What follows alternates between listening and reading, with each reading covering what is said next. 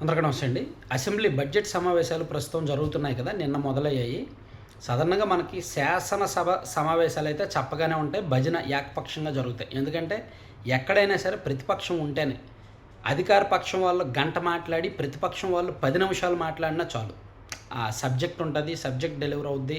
ఏదో ఒక సమస్య మీద ప్రస్తావన ఉంటది.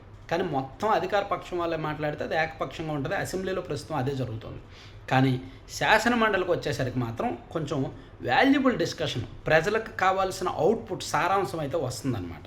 ఉదాహరణకి ఈరోజు బొత్స సత్యనారాయణ గారు శాసన మండలిలో ప్రతిపక్ష నేత బొత్స సత్యనారాయణ గారు గత ప్రభుత్వం వైసీపీ ప్రభుత్వంలో ఆయన విద్యాశాఖ మంత్రిగా పనిచేశారు. సో ఆయనకు విద్యాశాఖలో అమలవుతున్న స్కీమ్స్, దాని లోటుపాట్లు, లోపాయికారి అంశాలు ఆయనకు తెలుసు. ప్రస్తుత విద్యాశాఖ మంత్రి లోకేష్ గారు, ఇద్దరికి మధ్య కాసేపు వాగ్వాదం జరిగింది. బొత్స సత్యనారాయణ గారేమో ఫీజు రియంబర్స్మెంట్ బకాయిలు భారీగా పెట్టేశారు. 8,000 కోట్లకు పైగా బకాయిలు ఉన్నాయి. మీ వలన పేద పిల్లలు చదువుకోలేకపోతున్నారు, కాలేజీలు వాళ్ళు టీసీలు ఇచ్చేస్తున్నారు, పరీక్షలు రాయడానికి హాల్ టికెట్లు ఇవ్వట్లేదు అని ఒక కీలకమైన సీరియస్ సమస్యను ప్రస్తావించారు. దానికి లోకేష్ గారు ఇమీడియట్గా కౌంటర్ ఇచ్చారు. యాక్చువల్లీ మీరు అధికారం దిగిపోయే సమయానికి 4,000 కోట్లు బకాయి పెట్టారు. సో మీరు ఈ బకాయిల గురించి మాట్లాడడం ఏంటి? ఆ పాపంలో మీకే ఎక్కువ వాటా ఉంది. సో మేము దశల వారీగా 1/1 చెల్లించుకుంటూ వస్తున్నాము అని చెప్పి కాసేపు ఇద్దరికి మధ్య డిస్కషన్ జరిగినప్పుడు ఈ తల్లికి వందనము, విద్యాశాఖలో అమలుతున్న స్కీమ్స్ అవి ఇవి కూడా వాగ్వాదం గట్టిగానే జరిగింది. అయితే ఇక్కడ వైసీపీ వాళ్ళ మండలిలో ఏం చేస్తున్నారంటే చురక పెట్టేస్తున్నారు. ఒక విమర్శ, ఒక ఆరోపణ చేసేస్తున్నారు. అధికార పార్టీ నుంచి సమాధానం వచ్చేసరికి వాకౌట్ చేసేస్తున్నారు. మేము బాయ్కట్ చేస్తున్నాము, మాకు ఈ సమాధానం నచ్చలేదు అంటున్నారు. మళ్ళీ ఒక గంట తర్వాత మళ్ళీ వస్తున్నారు. దానివలన అధికార పక్షం చెప్పే సమాధానాలు వాళ్ళు వినట్ల. అలాగే మంత్రి పార్థసారథి గారికి, బొత్స గారికి కూడా ఒకంత వాగ్వాదం జరిగింది. తల్లికి వందనం 15% మందికి అందడం లేదు అని బొత్స సత్యనారాయణ గారు చెప్పారు. అలాగే అన్నదాత సుఖీభవ, తల్లికి వందనం అందరికీ ఇస్తున్నామని చెప్పి మంత్రి పార్థసారథి గారు చెప్పారు. అసలు గవర్నర్ ప్రసంగంలో లేని అంశాలు మీరు ఎందుకు మాట్లాడుతున్నారు, మీకేం సంబంధం అని చెప్పి పార్థసారథి గారు కొంత ఇచ్చారు. అయితే తల్లికి వందనం 15% మందికి అందడం లేదు అనే పాయింట్ వ్యాలిడ్ పాయింట్.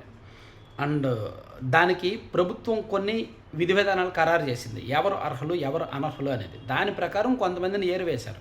కానీ వైసీపీ హయాంతో పోలిస్తే ఇప్పుడు తల్లికి వందనం ఒక 15 నుంచి 20 లక్షల మందికి ఎక్కువ మందికే ఇస్తున్నారు కదా.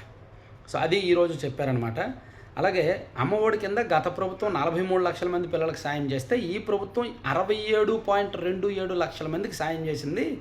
కాబట్టి మీ ప్రభుత్వం కంటే మా ప్రభుత్వం ఎక్కువ డబ్బులే ఖర్చు చేసింది అని చెప్పి ఇచ్చారు. అలాగే రైతులకు ఏటా 20,000 ఇస్తున్నామని చెప్పి ఈ పథకాల మీద కొంత చర్చ జరిగిందనమాట. అది కొంత చూడొచ్చు. అలాగే అంబటి రాంబాబు గారు మాట్లాడిన అంశాలు, ఇప్పుడు చంద్రబాబు గారిని అంబటి రాంబాబు గారు దూషించారు కదా, ఆ టాపిక్ మీద కొంతసేపు చర్చ జరిగింది. సో అంబటి రాంబాబు గారిని అక్రమ కేసులు పెట్టి వేధిస్తున్నారు అని చెప్పి వైసీపీ ఎమ్మెల్సీ ఇజ్రాయెల్ గారు ఒక కామెంట్ చేశారు శాసనమండలిలో. దానికి నారా లోకేష్ గారు ఇమీడియట్గా లేచి కౌంటర్ ఇచ్చారు. తల్లిని దూషిస్తే మేము ఊరుకోవాలా? ఈ రాష్ట్ర ముఖ్యమంత్రి గారి తల్లిని ఉద్దేశించి అంబటి రాంబాబు గారు అసభ్యకరంగా, ప్రజలు ఎవరు యాక్సెప్ట్ చేయలేని రీతిలో మాట్లాడారు. కాబట్టి దాన్ని కూడా మేము ఊరుకోవాలా? ముఖ్యమంత్రి గారి తల్లినే కాదు, రాష్ట్రంలో ఏ తల్లిని దూషించినా సరే మా ప్రభుత్వం ఇలాగే రియాక్ట్ అవుద్ది అని లోకేష్ గారు సమాధానం ఇచ్చారు. దాంతో వైసీపీ సభ్యులు వాకౌట్ చేశారు.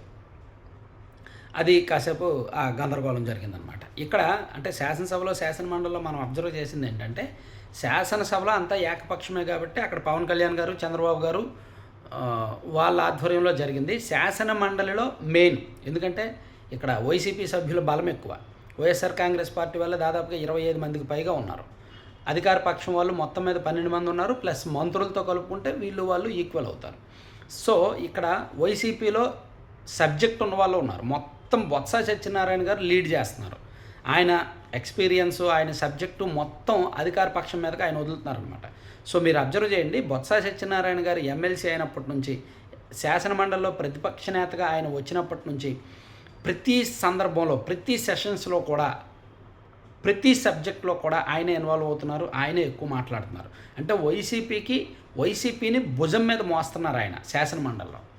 సో దానికి సమాధానం చెప్పడానికి మంత్రులందరూ 1/1 ఉన్నారు. సో ముఖ్యంగా ఎప్పుడు సెషన్స్ జరిగినా శాసనమండలికి వచ్చేసరికి బొత్స గారికి, లోకేష్ గారికి రెగ్యులర్గా ఎప్పుడు వార్ జరుగుతుంది.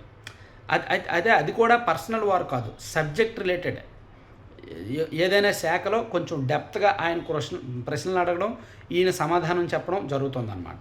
సో ఈరోజు కూడా విద్యాశాఖకు సంబంధించి చర్చతో పాటు అంబటి రాంబాబు గారు చేసిన కామెంట్స్ అవి ఇవి కొంత కాసేపు డిస్కషన్ జరిగింది. అంతకుమించి